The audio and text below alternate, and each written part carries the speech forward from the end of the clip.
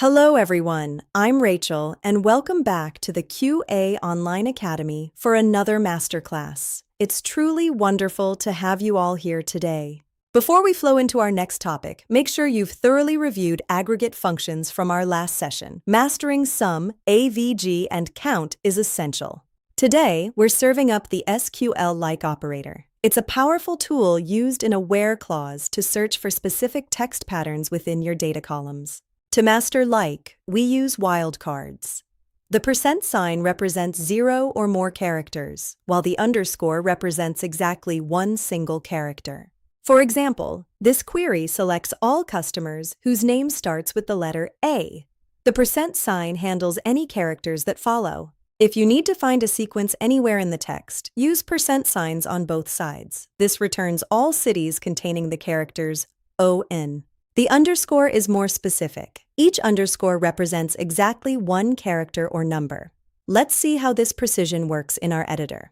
This complex pattern finds cities starting with L, followed by one character, then ND, and ending with exactly two more characters.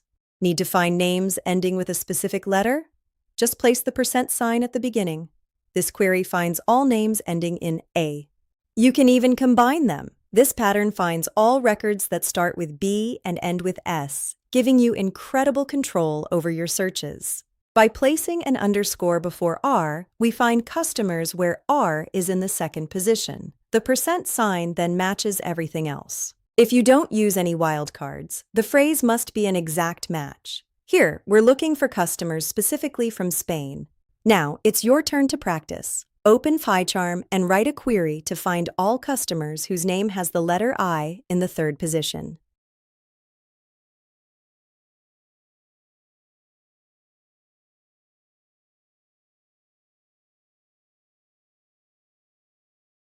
And here is the solution. Using two underscores followed by I and the percent sign is the key. I hope you all got it. That concludes our deep dive into the like operator. Join me next time for even more SQL wildcards to refine your data searches further. Practice what you've learned at home and review previous lessons. Subscribe to our channels and share your feedback. Stay brilliant. Visit QAOnlineAcademy.com for more resources. I've been Rachel, and I'll see you in the next lesson. Keep coding, and goodbye for now.